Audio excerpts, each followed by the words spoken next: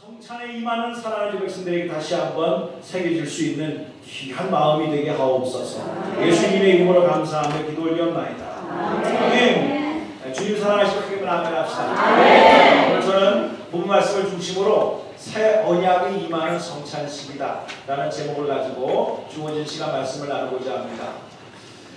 저희 교회에서요, 짝수달, 그러니까 2월, 4월, 6월, 8월, 10월 짝수달의 성찬식을 첫 주일에 하는 거 잘 아시죠? 그래서 1년에 한 6번 합니다. 그리고 이제 고난주간에 별도로 한 번 하고 또 성부영신 예비 때에 한 번 더 하고 또 특별한 날 이렇게 성찬식을 하면서 1년에 한 10번 가까이 저희들이 성찬에 임하는 것을 기억하고 있습니다. 여러분들이 뭐 1년에 10번을 하던 20번을 하던 여러분이 그동안 신앙생활하고 오면서 성찬에 임하는 많은 시간을 가졌습니다. 어떤 마음으로 임하셨습니까? 또 성찬을 임할 때에 어떤 생각과 어떤 다짐이 있었습니까? 저는 꼭 이 설교를 한번 하고 싶었었어요. 그저 우리가 다 아는 거지만 거기에 무슨 의미가 있을까에 대한 것을 심각하게 생각해 보지를 않았습니다. 그저 뭐 십자가, 골고다 언덕으로 올라가시는 주님을 생각하면서 그 정도였었는데 진짜 그곳에서 임하는 하나님의 뜻이 무엇일까라고 하는 것을 한번 이 시간에 나누고 그 다음에 오늘 예배 순서 끝부분에 성찬식을 하도록 하겠습니다. 이제 이런 좀 심각한 것이기 때문에 조금 부드럽게 하기 위해서 한 예화를 하나 여러분들에게 소개하겠어요. 미국의 단편 소설을 쓰는 오 헨리라고 하는 작가가 있었습니다. 물론 돌아가셨습니다.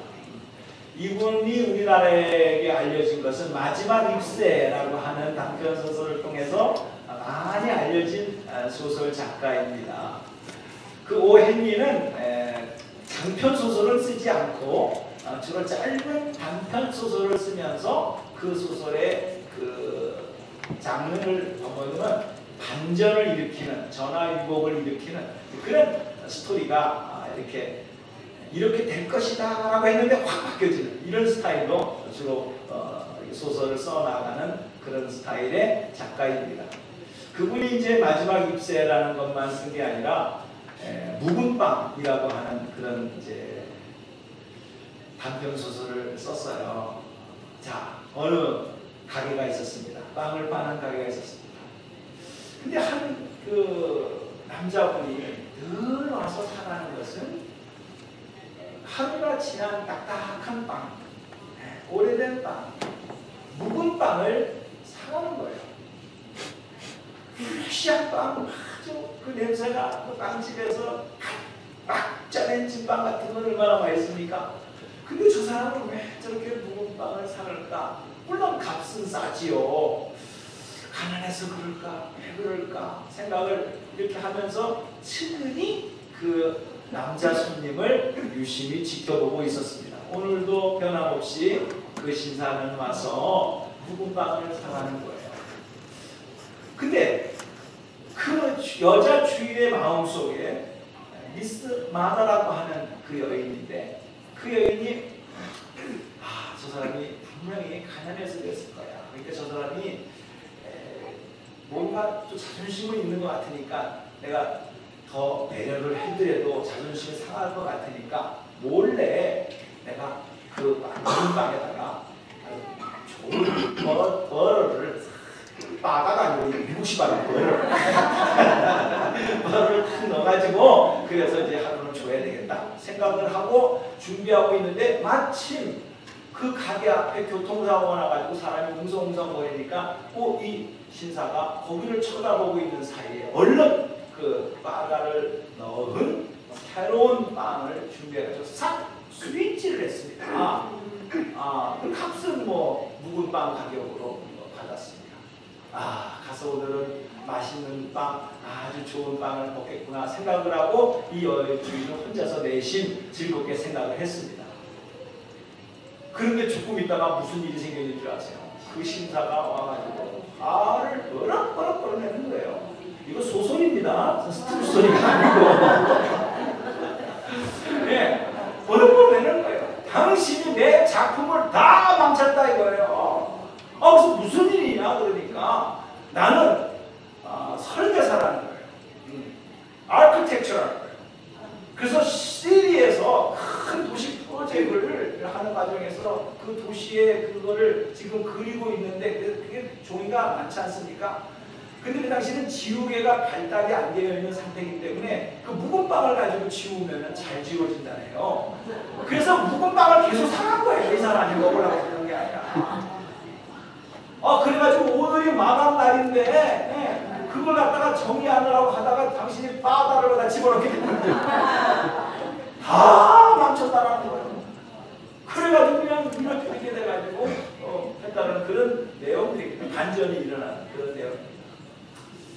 우리는 인생을 살아나가면서 이제 오헨리의 묵은 빵이라는 것처럼 선의로 배려를 하고 그렇게 했지만은 그게 좋은 열매로 맺어지는 경우도 있지만은 자기 의도하고는 전혀 상관없는 상황 속에서 나쁜 결과를 나올 수도 있다는 것을 보여주고 있는 것이 오헨리가 묵은 빵을 통해서 우리에게 던져주는 메시지였어요. 자, 오늘은 빵을 나눠야 되니까 빵 얘기부터 시작했습니다. 그런데 하나님께서 우리 예수님께서 우리에게 베푸신 포도주와 그리고 떡, 빵, 브레드죠. 과연 어떤 것인가? 그분은 내 살을 받아 먹어라, 내 피를 받아 마셔라 라는 차원 속에서 큰 배려를 한 건 맞거든요. 왜? 그게 십자가를 상징하는 거예요. 근데 그 십자가가 진짜 오헨리의 묵은 빵처럼 나에게 진짜 유익할지, 아니면 내가 괜히 십자가를 믿어가지고 큰 손해를 받는지, 여러분들은 어떻게 생각하십니까? 우리는 압니다.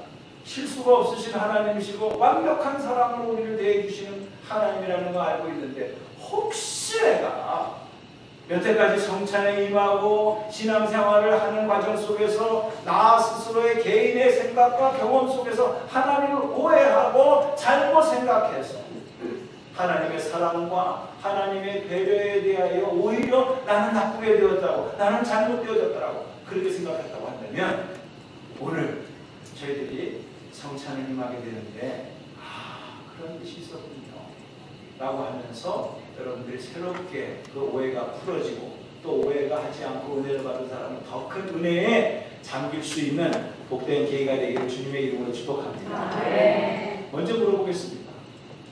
성찬식을 만드신 분은 누굴까요? 누굴까요? 제일 처음으로 성찬을 만드신 예수님이세요. 잡히시기 전날 밤에 마가의 다락방에 가서 성찬을 준비하라고 제일 먼저 시키신 분이 예수님이세요. 그 다음에 성찬을 하면서 제자들에게 이렇게 말씀을 하십니다. 너희는 이것을 내가 다시 오실 때까지 이 성찬식을 시행함으로 말미암아 나를 기념하라, 기억하라. Remembrance. Remember에서 나온 파생어거든요. 그렇게 말씀하셨을 때 제일 먼저 이 말씀을 받은 사람은 누굴까요? 제자들이었어요. 그러면 제자들은 하나의 실질적인 제자들에게 말씀하신 것이지만 이것이 뭘 나타내고 있는가라고 하는 것은 앞으로 신약의 모든 교회의 모습으로 나타날 것을 예수님은 상상하시면서 그 마지막 만찬에 동참한 제자들에게 명령하셨어요. 나 올 때까지, 다시 올 때까지 이 일을 행함으로 나를 기억하라, 기념하라 라고 말씀해 주신 거예요.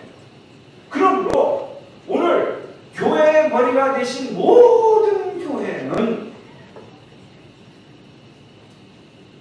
예수 그리스도로 말미암아 다시 오실 때까지 우리가 성찬을 하게 되는 이유가 뭐 우리 교회 프로그램에 있어서 짝수가 나는 거다, 고난주간이기 때문에 나는 거다, 뭐 연말연시이기 때문에 나는 거다, 이게 아닙니다.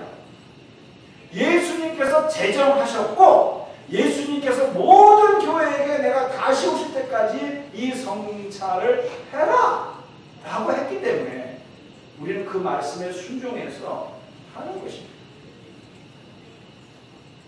매번 했으면 좋겠고 천주교에서는 매번 합니다. 예배 때마다.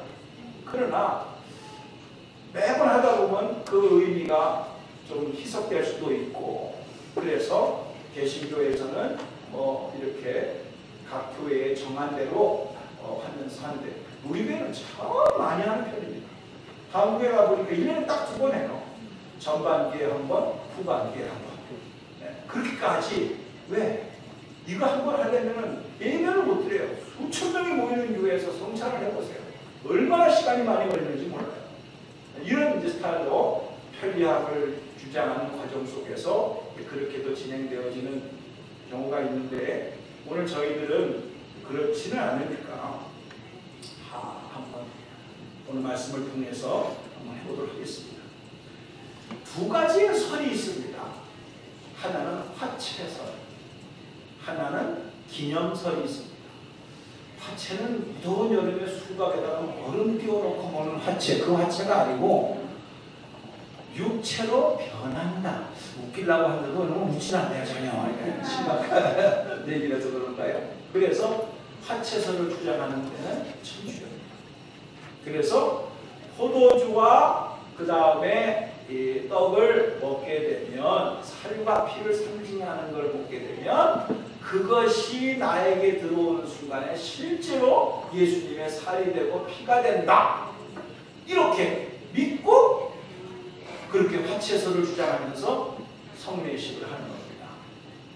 근데 목사님 왜 신부님은 포도주도 마시고 떡도 드시는데 왜 사람들한테는 다 떡만 넣어줘요? 이렇게 질문하시는 분인데, 제가 신부님한테 물어봤어요. 저도. 일단은 신부님이 하시는 말씀이 살에는 피가 포함되어 있습니다.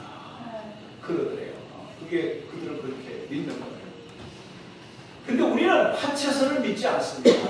기념설을 믿습니다. 그러면 천주교에서는 화채설이고, 그리고 개신교에서는 기념설.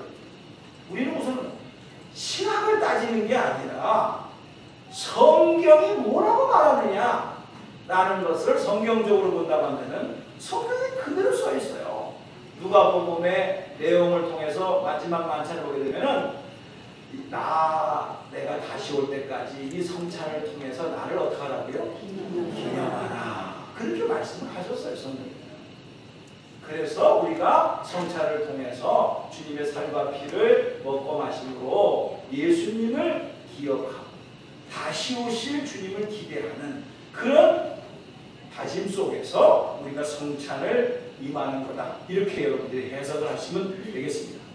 그러면 첫째로 우리가 이 성찬을 통해서 우리가 무엇을 깨달아야 되며 어떠한 자세를 가지고 임해야 되느냐라는 첫 번째는 예수님을 바라봐야 됩니다.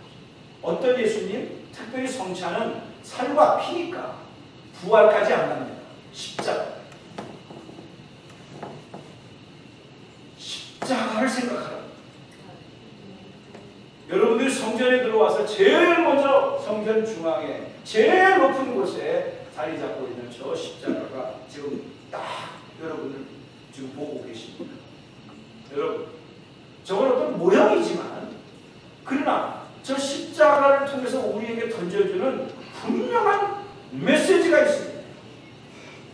예수님께서도 겟세마네 동산에서 기도하실 때 이 십자가 지시기 전입니까? 후입니까? 시작? 전이지. 십자가의 사건을 앞두고 주님께서 기도하신 거 기억하십니까? 하나님, 할 수만 있다면 저 십자가를 지지 않게 하옵소서. 주님도 아십니다. 십자가가 얼마나 고통스럽고 치욕스러운 것이고 나무에 달린 자마다 저주를 받은 자라고 하는 그 유대의 문화 속에서 그 비방과 갈시와 천대, 그거를 생각해보게 될 치가 그렇기 때문에 할 수만 있으면 십자가를 피해달라고 말씀하셨지만은 주님은 하나님의 뜻을 이루기 위해서 깨끗하게 순종하겠다고 다짐을 하면서 기도를 마칩니다. 사랑하는 성도님들, 뭘 말하는 겁니까? 우리가 신앙생활을 하면서 기쁨이 있습니다. 감사가 있습니다.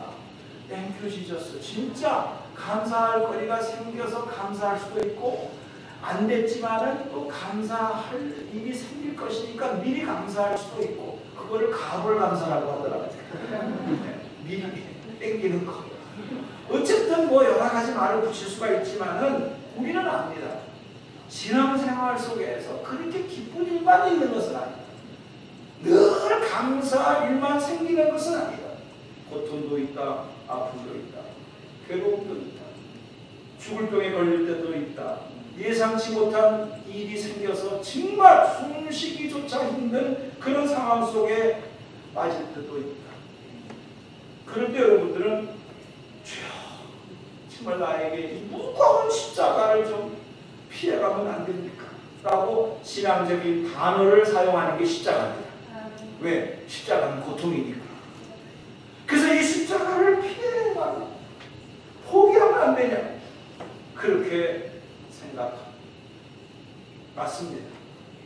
만일에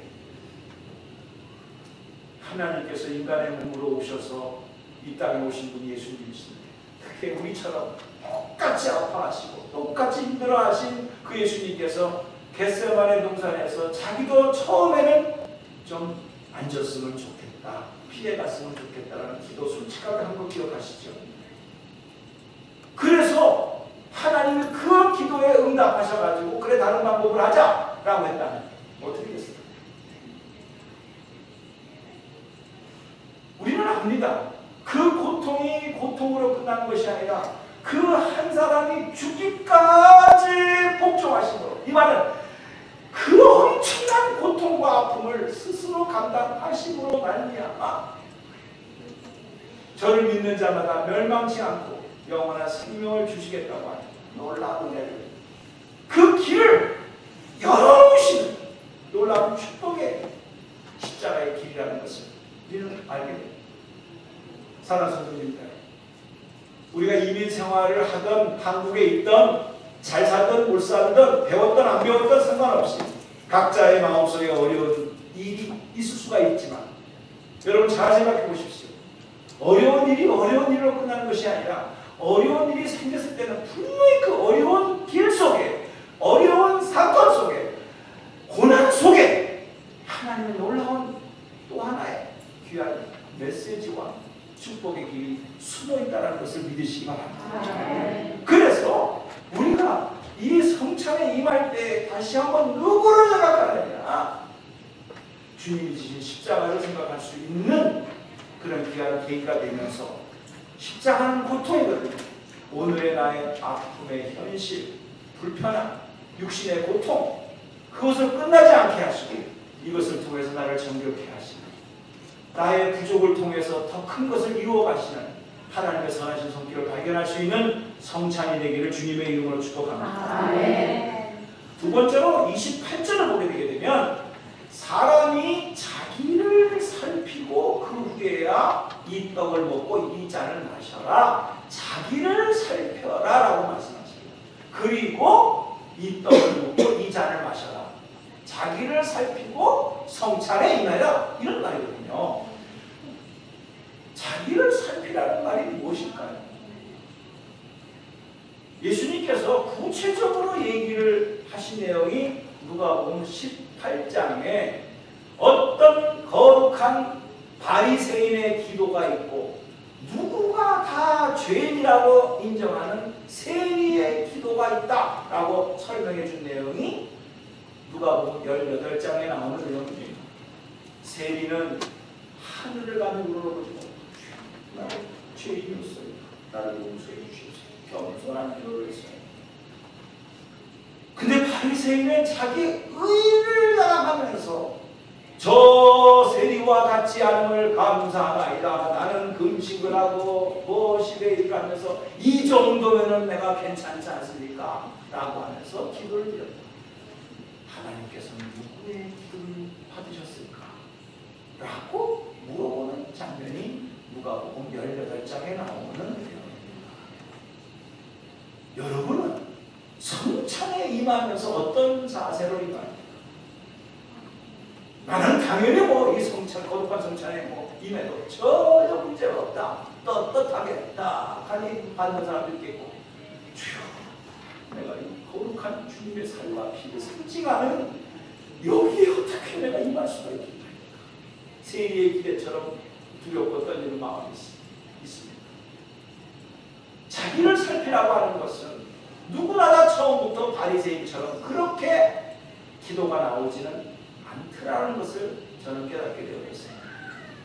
생각해보면 우리는 처음에 용서받은 기쁨과 그 예배가 기다려지고 하나님의 사랑 앞에 감격하면서 신앙생활을 할 때가 있었었거든요.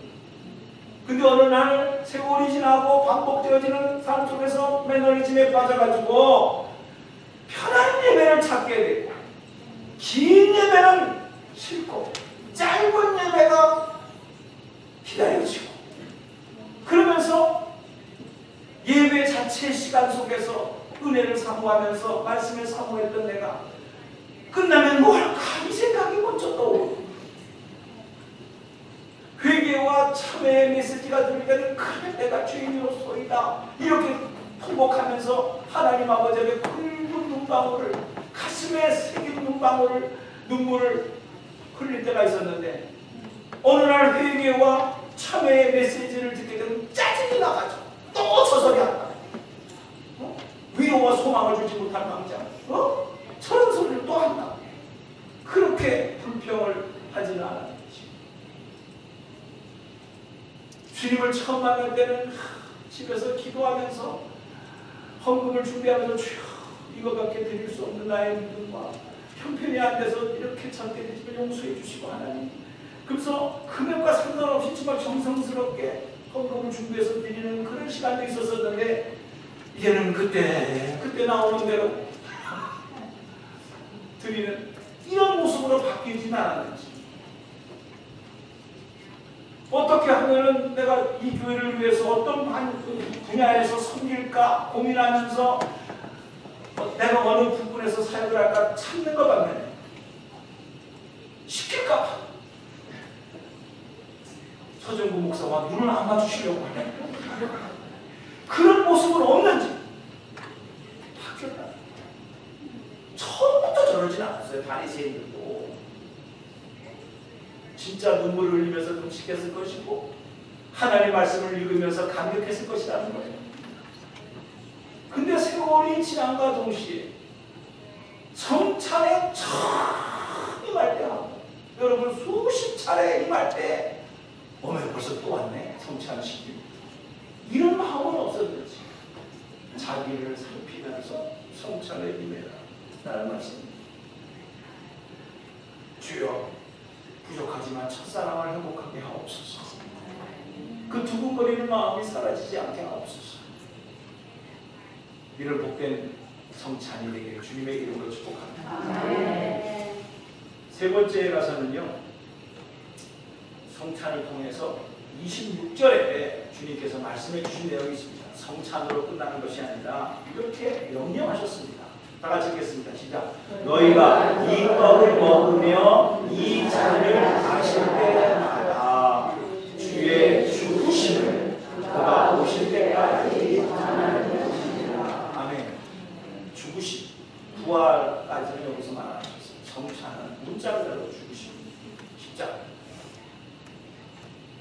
십자가를 통하여 죄의 용서함이라고 하는 놀라운 축복, 회복의 길을 열어놓으신 사건이고 그것이 주님이 다시 오실 때까지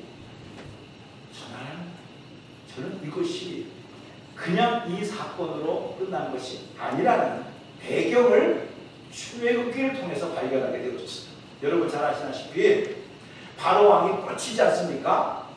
10가지 재앙을 받을 때까지 9가지 재앙을 받을 때까지 뻗칩니다. 맨 마지막에 10번째 재앙은 죽음의 재앙입니다. 그래서 하늘로부터 죽음의 재앙이 쫙 내려와서 인방과 문설주, 집 대문에 짐승의 피를 바르는 곳은 패스오버가 피가 안 바른 집은 그 집에 죽음의 재앙이 들어가서 사람의 첫 번째 자식, 짐승의 첫 번째 새끼는 다 죽어버려요. 자, 이 사건이 일어나기 전에 제일 먼저 모세에게 알렸어요.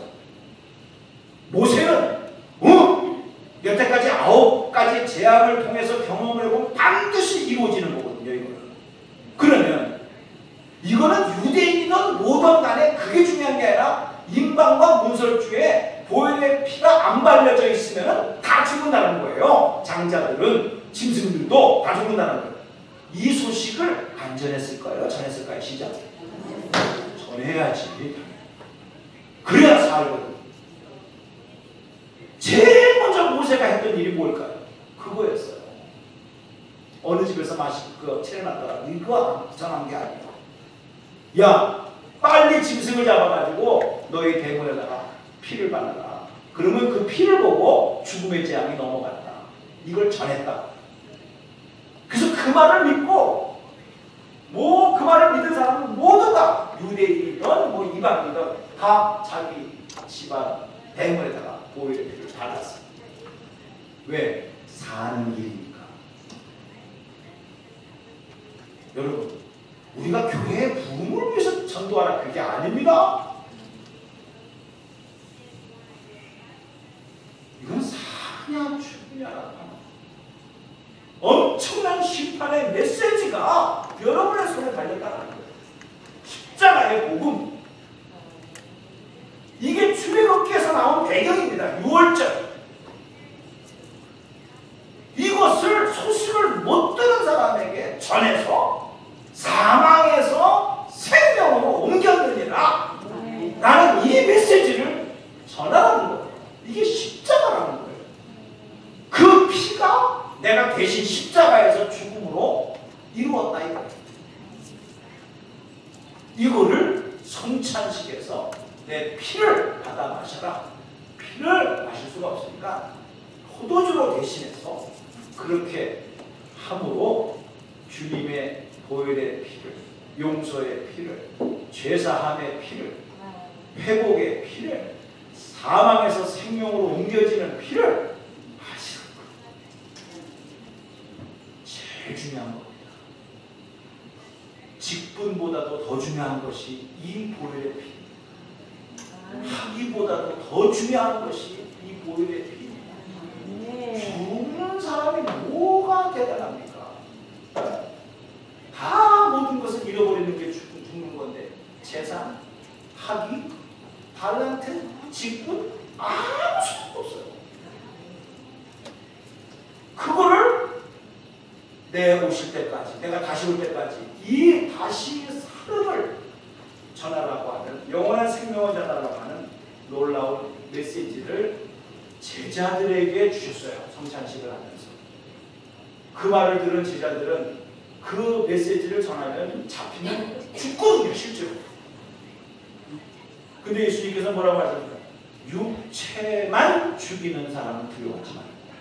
육체와 너의 영혼까지도 심판하실 수 있는 분을 두려워해라 라고 하면서 너의 60만을 죽이는 네로 황제 로마의 집권자들을 두려워하지 말라 라고 하면서 부활의 영혼으로 나타나셔서 확신을 주시고, 그리고 제자들은 그것을 실제로 체험함으로 말미암아 죽을 각오를 하고도 복음을 전했다는 겁니다.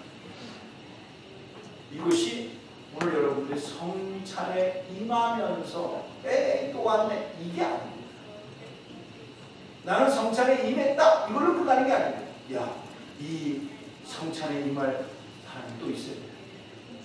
찾아나서 그런 다짐이 있는 성찬이 되기를 주님의 이름으로 축복합니다. 그 다음에 제일 중요한 내용, 오늘 맨 마지막으로 하나 더 정하겠습니다. 새 언약입니다. 와, 25절을 보게 되면 새 언약에 대해서 대해서 이렇게 예수님께서 말씀하십니다. 식후에 또한 그와 같이 잔을 가지시고 이르시되 이 잔은 내 피로 세운 뭐라고요?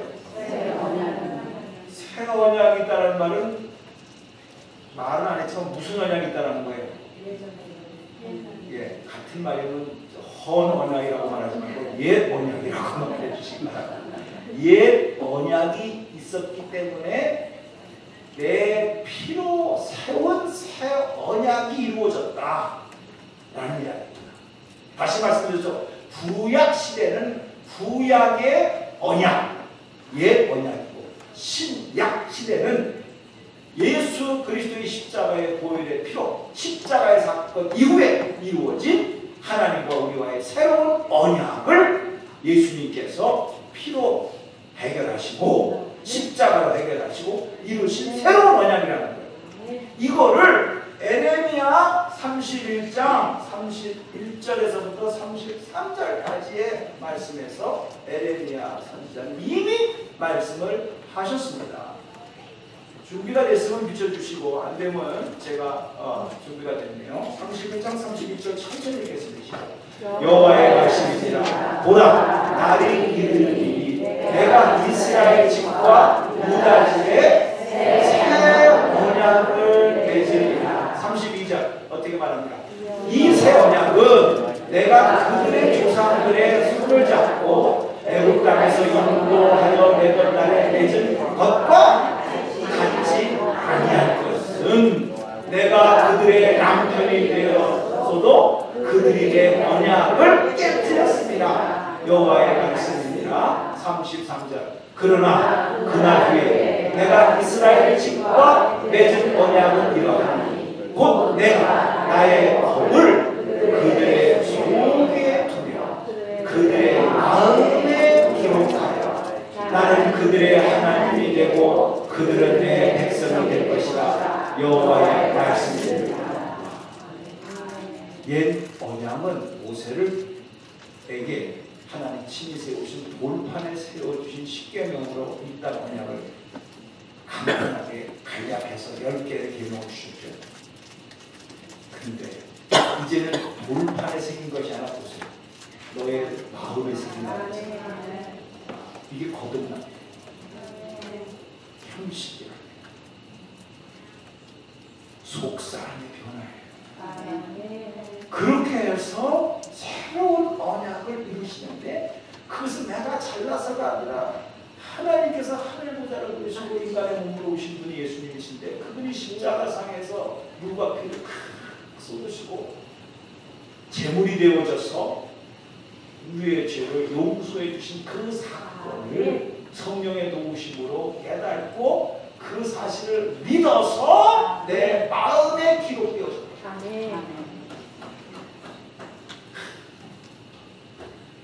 야, 제가 이것을 묵상하다가 정말 눈이 번쩍거리는 것이 있었어요. 저는 이것을 증거하고 말씀을 마치도록 하는데 이 배경을 알게 되면 여러분이 너무나 더 확실해집니다. 왜 그러냐면은 사복음서가 있어요. 마태, 마가, 누가, 요한복음이 있는데 마태, 마가, 누가 이 세 복음서에는 여러분도 찾아보시면 성만찬을 하는 내용이 아주 자세하게 기록되어 있습니다.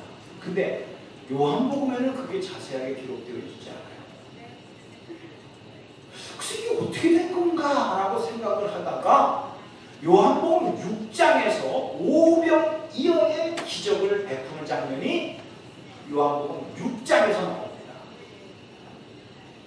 그래서 우리가 어린아이가 내는 그 조그만 도시락 문자로 떡 5덩어리 말린 생선이 그거 2개 그걸 가지고 5,000명을 먹이는 놀라운 사건. 그래서 저도 그것을 인용을 해가지고 이런 기도를 했습니다.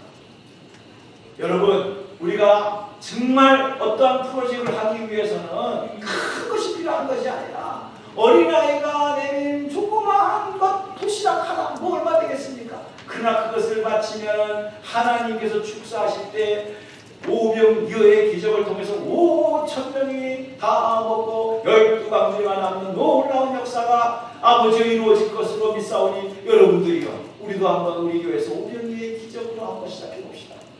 이런 식으로 독려하면서 이 구절을 인용한다 이거예요. 저도 했었고. 은혜는 됩니다. 어떤 목적을 위해서. 근데 정확하게 말하면 예수님께서 돈 놓고 돈 먹기 식으로 뻥튀기를 해가지고 팝콘 튀기듯이 뻥 튀겨져가지고 많아진다. 이런 의미일까요? 그래서 투자 좀 해라.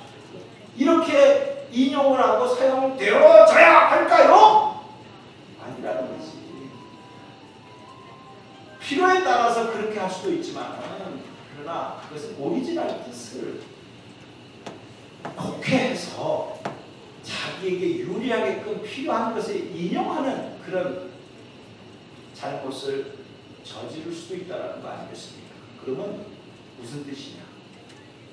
그 사건을 오병이어의 기적을 베푸시고 난 다음에 친히 예수님께서 성찬식은 아니지만 성찬식의 진정한 의미를 부여해 주신 요한복음 6장에 줄줄이 쫙 나오는 내용이 있습니다. 제일 첫 번째 구절이 그 사건을 한 다음에 48절에 I am the bread of life. 내가 생명의 떡이라. 육신의 떡을 먹이면서 너는 육신의 떡이 아니라 이 떡이 의미가 생명이라는 거예요. 누가? 내가. 내가가 누구요? 예수가. 여러분, 성찬은 정확하게 말하면은 우리 김석재 집사님이 만들어 갖고 온 겁니다. 그러나 그 떡은 김석자 집사님이 만들어 온 떡이 아니에요. 예수님의 생명이라는 거예요. 그 당시에 엄마가 만들어준 그 떡, 어느 소년이 엄마가 만들어준 떡을 도시락을 갖고 와가지고 그 떡이 축사에서 나눠졌을 때 오병이어의 기적이 나서 그 떡을 먹었지만 예수님은 그렇게 해서 안 하셨습니다. 내가 생명의 떡이다. 53절 어떻게 주님께서 말씀하십니까? 예수께서 이르시되 내가 진실로 진실로 너에게 이르노니 인자의 살을 먹지 아니하고 인자의 피를 마시지 아니하는 자는 그 속에 생명이 있다. 없어요. 여러분이 성찬에 임하는 것이 동참했다 안 했다 그게 아니라 당신에게 영원한 생명이 있느냐 없느냐 이것을 확인하고 예수 그리스도를 영접한 사람만이 하실 수 있는 이 성찬. 여기에 마실 수 없다는 건 여러분들이 뭐 기분에 의해서 마실 수 있다 없다 이게 아니라 마실 수 없는 사람이 있어요. 거듭나지 않은 사람은 마실 수가 없어요. 먹어봐야 아무 의미가 없어요. 예수님하고 상관이 없는데 예수님의 살과 피라고 그랬는데 먹어봤자 뭐 하겠다는 거예요. 아무 의미가 없지요. 그럴 분들은 집에 가셔서 진짜 포도주 사셔가지고 한컵 뒤집히세요. 되게 째째하게 요게 뭐예요? 요게 줄래면 화끈하게 주지.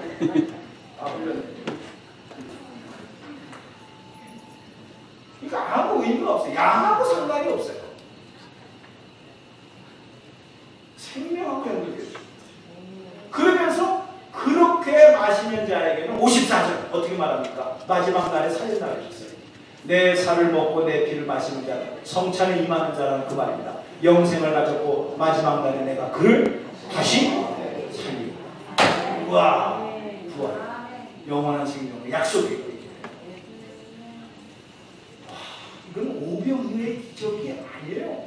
영원한 생명을 주시기 위한 그림을 진짜 디테일하게 보여주신 내용이 요한복음 6장에서 오병이어의 사건 이후에 우리 가르쳐주시는 거예요. 그러면서 왜 이게 살릴 수 있는 것이냐 하게 되면 55절에 설명을 하십니다. 내 살은 참된 양식이요 내 피는 참된 음료다. 이 말은 헛된 양식이 있고 헛된 음료가 있다는 거예요. 복음성가 중에 기억하십니까? 많고 많은 사람 중에 난 구했네. 헛되고 헛된 것들 그때 주님 하신 말씀 내게로 와 생수를 마셔라. 여인아, 너는 여태까지 찾았다. 저 남편이, 이쪽 남편이, 또 다른 남편이 나를 행복해 해주실 수 있을 것이냐 찾았다. 헛된 문제. 네가 진짜 나를 만나네. 참된 운명고 참된 양심. 이거는 우물가의 여인에게만 주시는 말씀이 아니라 오늘 저에게 성찬에 임하는 저와 여러분에게 당신이 지금 이 땅에 한 번 가는 인생 속에서 무엇을 찾고 헤매는지, 무엇을 이루기 위해서 헤매는지 라는 인생을 향하여 여기에 참된 음료가 있고 여기에 참된 양식이 있다라고 성찬을 보여주시면서 깨닫게 해주시는 또 하나의 메시지예요. 그러면서 56절에 뭐라고 말합니까? 내 안에 거하라는 거예요. 내 살을 먹고 내 피를 마시는 자는 내 안에 거하고 나도 그의 안에 거한다는 거예요. 무슨 말입니까? 신랑 신부가 한 몸을 이룬 것처럼 내가 너 안에 너가 내 안에 있으면 이 사람은 과실을 많이 맺나니 이제 한몸이라. 놀라운 마음의 일치만이 아니라 실질적인 육체의 일치까지. 예수 죽음 내 죽음, 예수 부활 내 부활. 바깥에 있을 때는 전혀 상관이 없었던 주님의 삶, 내 입을 통해서 들어가는 순간 이 주님의 삶과 나는 한 몸이에요. 예수와 한 몸이에요. 내가 산 것이 아니라 내 안에 예수가 사는 거예요. 이게 성찬에 임하는 다짐이에요. 너무나도 신비하고 너무나도 이거는 정말 미스테리오 미스테리, 그리고 너무나도 파워풀한 얘기입니다. 그 내용이 마지막 57절에 이렇게 말합니다. 난 제가 이거 깜짝 놀랐습니다. 다 같이 읽겠습니다. 시작. 살아계신 아버지께서 나를 보내시기에 내가 아버지로 말미암아 산 것 같이 나를 먹는 자는 그 사람도 나로 말미암아 산다. 이야, 여러분 이거 진짜 눈을 찍고 또 읽고 또 읽으셔야 돼요. 왜냐하면 봐라, 내가 아버지로 말미암아 사는 것 같이 너희들도 나를 먹으면 예수로 말미암아 살게 된다는 거예요. 무슨 말입니까? 세상적으로 말하면 밥을 먹으면 밥심으로 삽니다. 웃기는 얘기로 홍삼을 먹으면 홍삼의 힘으로 삽니다. 먹는 것으로 에너지가 나온다. 성찬식은 주님의 살과 피, 생명, 예수의 생명을 먹으면 예수의 생명으로 살게 된다는 거예요. 와, 그래서 내가 사는 것이 아니라 내 안에 그리스도께서 사신 것이다. 놀라운 사도 바울의 고백이 갈라디아서 2장 20절과 내가 아버지로 말미암아 산다 와 같이 너희들도 나와 성찬식을 통해서 구원은 일체가 되면 너희들이 사는 게, 너희들이 잘나서 사는 게 아니라 이게 나 예수로 말미암아 산다. 와, 이게 성찬이에요. 이런 축복의 길이 성찬에서 확인되어지게 되고, 이것을 이루기 위해서 저의 성찬에 임하는 거예요. 사랑하는 성도, 너무나도 귀한 자리에 잘 오셨습니다. 제가 이 설교를 하고 싶었어요. 앞으로 우리 교회에서 진행되어지는 모든 성찬 속에 또 잊어버릴 망정, 오늘만큼은 바로 들었으니까 오늘 이 말씀을 붙잡으시기 바랍니다. 주여 나를 돌아보게 하옵소서. 주님의 십자가를 바라보게 하옵소서. 나도 그 십자가의 길을 가겠다고 다짐하게 하옵소서.